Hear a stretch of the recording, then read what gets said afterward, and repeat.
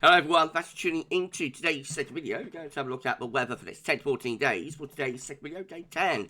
We'll take to the 31st of August, and we'll be able to extend out beyond that with the GFS and ECM ensembles, maybe on a couple of weeks. We'll have a look at CFS V2 at the end of the video for the next 4 weeks. Gets us in towards the second half of September now, and I should get over that for you in a moment. Just say that first, the video today was our 6 AM UK weather forecast. Please like, share, and subscribe on all of today's videos and content. Thank you so much, everybody, for doing that for GavsWeatherVids. Thank you so much, everyone. Right, just say about the calendar. So, on the live stream on Sunday, we announced that we're going to be launching a GavsWeatherVids 2025 wall calendar. And it's going to be front cover, or roughly how front cover will look. And we said, can you please send us your spring and summer pictures and photos for the 2025 calendar, and the response has been absolutely overwhelming, absolutely incredible. Thank you so much to all of you for sending your pictures and photos, submitting those for the calendar. We now have our six photos that we've got in place for March through to August. So now we're going to ask you to start submitting your autumn and winter photos for September to February, if you can all do that. So email your pictures and photos, to GavsWeatherVids@gmail.com, and same process. James and I, myself, will go through all the pictures and photos, pick out 6 that we think would look nice in the calendar. And thank you so much, everybody, for doing that. Front cover of the calendar just there. Back cover of the calendar just there. We've got the boxes still to be filled in, of course. So thank you so much, everybody. As I say, the response for spring and summer picture has been absolutely overwhelming. Let's do the same for autumn and winter. And thank you so much, everyone, for doing that. The calendar itself will be going on sale, I think, on the 1st of October. So, got a little while before the calendar goes on sale, but you will be able to get the GavsWeatherVids wall calendar and all the details of how you can purchase that a bit nearer the time. Thank you so much, everybody. Looking forward to seeing your autumn and winter pictures. Alright, let's start off with the central temperature. The setting is now sitting at 17.6. That's 1.8 degrees above 61 to 99 average, provisional to yesterday, so the 20th of August. So it turned into a, we're not quite 3 weeks into the month yet, but it's going to be a very warm first 3 weeks of August, and we're going to see where we land up with that in about 10 days' time. These are 500 millibar hydronic flow charts for Penn State University for the next week, 10 days. We've got the ECM on the top and the GFS down here on the bottom. 500 millibars, 85 feet. There's an area in the atmosphere, high pressure and low pressure, are being moved around by the jet stream running above. Orange and red extrapolate to above average heights, which is high pressure. Blue to below average heights, which is low pressure. So in a 7 to 10 day time frame, we see the ECM, we've got a large ridge sitting over to the east of the country with a trough out in the Atlantic. What this will do will start to bring the wind up from a southwesterly or a southerly direction, and that could be an indication for the weather turning hotter as we get to the end of August and into the beginning of September. September is the beginning of meteorological autumn, of course, but nevertheless it can be very, very warm, very hot in early September, and that could be an indication that some hot weather is on the way for the beginning of September. This time GFS is looking quite similar, but stronger with the trough. So if I change the colour, see that the low in the Atlantic is actually deeper. So a little bit more of an Atlantic influence there, with the ridge also a little bit weaker as well. So out of the two, I think the GFS is like the more unsettled and probably slightly cooler of the two in terms of the midnight runs. Anyway, we'll go through those in a second.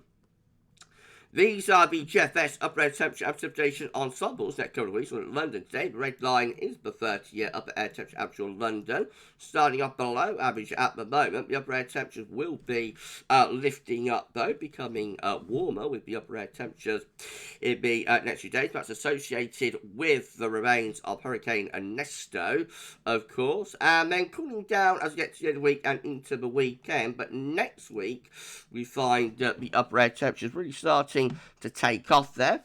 And we have got some notably hot ensemble members. These ones that are up here are going above 15 degrees at 850 Heatwave, between 15 and 20 degrees at 850 Heatwave. That is a high level, so this late in the season to be seeing ensemble members going that high. And if it occurred, it would definitely get the temperature above 30 degrees. Also a lot of dry weather as well. So plenty of dry weather to come for London in the next few days. There will be lots of heavy rain in the north though. However, Friday through to Saturday looks quite wet. After that though, very dry through the remainder of August and even into the start of September. Looking pretty dry then as well.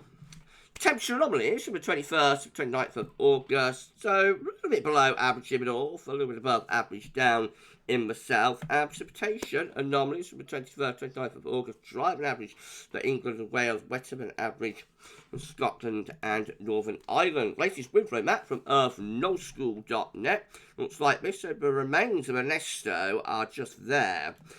You'll think it's the big low here, but it isn't actually. That's like the main area of low pressure in the North Atlantic, sitting close to Greenland and Iceland. And the remains of Ernesto just there will get caught up in this main low, if you like. But the whole two will kind of amalgamate in the next 24 hours and give a blow of wind and rain, particularly to the northern and western parts of the country. Right, let's start going with chart data. Let's have a latest UK Met Euro run until midnight on Saturday.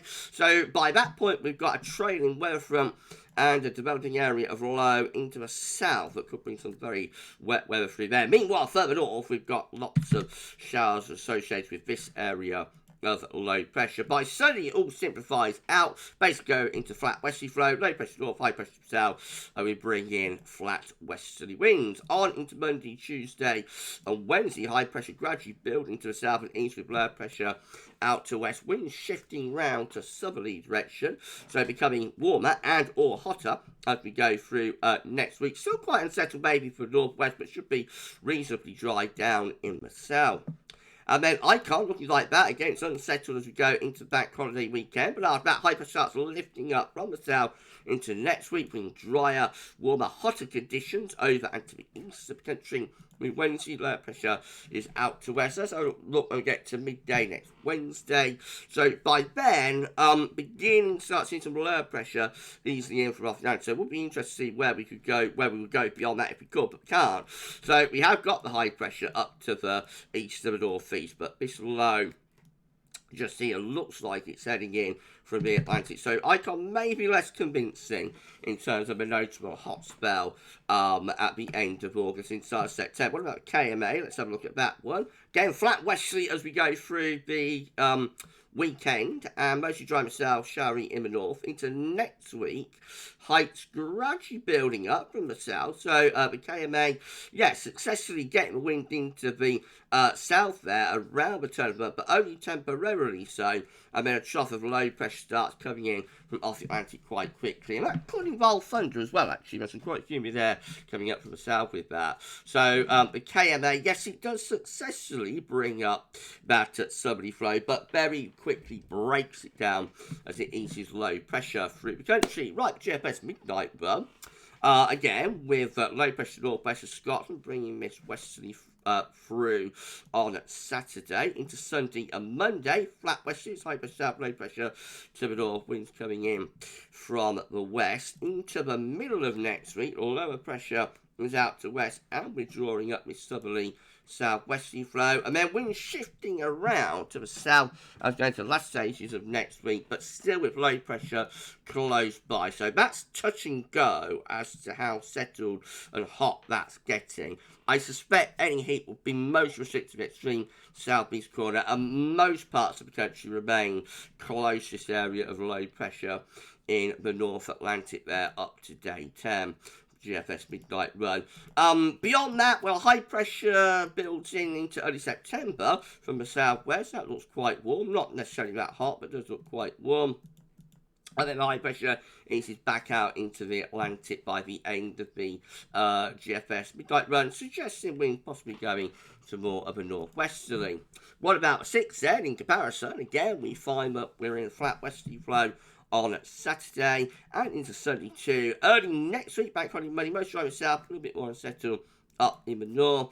And then we get through to around days 8, 9, 10. We ship a wind round to more of a southerly direction. Hotter air starts being drawn into southeast of this area of low pressure becoming cut off in the North Atlantic. And then really strengthening that area of high pressure for the beginning of September. Check this out. Some very hot air starting to drift up from the south and southeast with the 6Z. That's an absolutely classic chart there for the 2nd of September. Big area of high pressure over Scandinavia, winds being drawn in from the south and from the southeast, plus 15 cells ice firm in across the south, looking really hot there as we're going into the beginning of September. Now that hot air is maintained then as we head on through the first week of September. So high pressure, dry and hot conditions through the first week of September with the GFS 6 and a September heat wave. Goodness gracious me. Out of all of our output, I think the 6 is the one that really is going for that hot weather. GM, if you enjoyed the video, by the way, please like, share, and subscribe, and show one for doing that. Drop a comment and so think about this and all of our videos and content, and don't forget to tell your friends about GavsWeatherVids. Get them to subscribe too. It's amazing, it's incredible, and we thank you so much, everyone, for doing that. Right, GM, with low pressure out to the northwest, bringing a weather system across the country on Saturday. So, wet in the south, showery up in the north. Through Sunday and Monday, flat westerlies, high pressure south, low pressure to the north, bring the wind in from a westerly direction. On into the middle of next week, high pressure gradually building across the west of Europe, taking over for days 8, 9 and 10. Bring a lot of dry and quite hot weather with it as we get to day 10 with the GM. Not as hot as GFS 6 there, but even so, I have got plus 15 Celsius there by the last day of August into northern France anyway. That probably gets temperature sort of mid to upper 20s Celsius. And then the ECM looks like that. So once more, quite unsettled on Saturday and into Sunday and Monday. Flat westerlies, high pressure south, low pressure north type scenario. Into the middle of next week, we've got high pressure sitting both to the south and the east. Low pressure is out to the north and the west, and that area of high pressure bringing a lot of dry and fine weather to the south by the time we get through to the last day of August. We are very close to bringing in some appreciable levels of heat by that point, both to the south and to the east, although the upper air temperatures up to the 31st of August aren't that impressive. Whether that would turn very hot, just beyond that into the opening days of September is a bit speculative. So the hints are there that we might get like a very hot start to September or a hot start to September, but, there's still a way to go with this, and that's really due to the lateness of the year. It does get harder as the year, gets later on. Pull up those appreciable levels of heat, but we can do it. It's only 2016, but we got temperature up to 34 degrees, and like last year, we had a 17 Celsius CT September as well. So it is possible to get really high levels of temperature in September. This is a precipitation forecast based on that ECM run from TMSshow.com. Showery conditions come associated with Ernesto over the next 24 hours, and then another batch of heavy rain coming in at the end of the week. And then some very wet weather in the southeastern corner Friday through to Saturday. That can give a real soaking of the gardens. Beyond that, we see wind turning to the southwest, so most of the rain is out to the northwest. The southeast having a lot of dry weather. That's how it looks as we get to the last day of August then. These are the yachts on the table within the ECM ensembles today for day 10. Gets us to the 31st of August. 17 members of the ECM ensembles with high pressure to the east to the northeast, low pressure to the west and southwest. We draw up the wind from the south. So that looks quite hot with those southerly winds there for the last day of August. But it could be a bit volatile with this low just to the southwest. That might be the trigger for a bit of thunder. We got 17 with high pressure over and to the east of the country, including the operation run and the control runs. So that brings some quite warm weather up from the south as well. We've got 10 with high pressure sitting right over top of the country, mostly dry and fine. Perhaps not quite as hot with that. Winds a little bit more easterly, I would have thought. And then we've got 7 to the GFS midnight run with the high pressure a bit weaker and the low pressure in the Atlantic a bit stronger. So that's, you know, very warm still though with that, but just a little bit more unsettled. And then in 2 weeks' time, these are the options that we're going to have. This is getting us to the 5th of September. 22 members of the ECM ensembles with high pressure in the Atlantic and to our northeast. Some sort of trough though sitting over top of UK line. That might be a thundery trough as well. We've got 15 with low pressure to the northeast, high pressure out to the west. That will bring the wind in for more of a westerly or a northwesterly direction. That could be cooler and a bit more showery. And then we've got 14 with high pressure right over top of the country and moving out into the North Atlantic as well. That brings potentially a lot of dry and warm weather with it. So, you know, we might well get a hot start to September. How long that lasts, well, as I say, it does get harder as you go through September and get later through the year to sustain the heat. So how long it lasts for remains to be seen. But there is a chance that it might get hot and then have a thundery breakdown here, actually. CFSP2 finally, these are 500 millibar high times bring down to meet periods. The first week period takes from the 21st, 27th of August. Next week looks quite unsettled. Low pressure over and to the north country, bringing showering conditions. Week 2 will be the 28th of August to the 3rd of September with high pressure over and to the east. That could drag the wind up from quite a hot southerly or southeasterly direction there. So that looks potentially quite hot for the open days of September. Week 3 will be the 4th to the 10th of September. So by that point, we've got some sort of trough in the Atlantic with a ridge going right out towards the central part of the Atlantic and still a ridge towards the northeast. Quite a complicated pattern, but I think that might be starting to turn a bit more unsettled. And then week 4... this is definitely looking cooler and more unsettled. It's the 11th, 17th of September. High pressure in the Atlantic, low pressure over Scandinavia, and will probably bring the wind in from more of a northerly direction there. So after a hot start September, there's like a cool down going on within the CFS, which is plausible, I would suspect. Very often September does start hot, but as I say, it is hard to maintain it throughout the month, but sometimes we do, you know, so we'll just wait and see how it all works out. Anyway, we're done. If you've enjoyed the video, please like, share, and subscribe. Thanks so much everyone for doing that. Drop a comment and say nothing about this and all of our videos and content. Don't forget to tell your friends about GavsWeatherVids, get them to subscribe to. Amazing, incredible. Thanks so much everyone for doing that. I'll just tell what's happening on my channel tomorrow, number 6 UK weather forecast, but I'll be extending, no, but detailed European outlook, and there'll be 10 to 14 days as well. Don't forget to start submitting your autumn and winter pictures and photos for the GavsWeatherVids 2025 calendar. Email them to GavsWeatherVids@gmail.com, and we shall start selecting those for our calendar. And thank you so much everybody for all of the submissions. Amazing and incredible. Well, you enjoy the rest of your Wednesday, and for this one, that's all for now, and thanks for watching.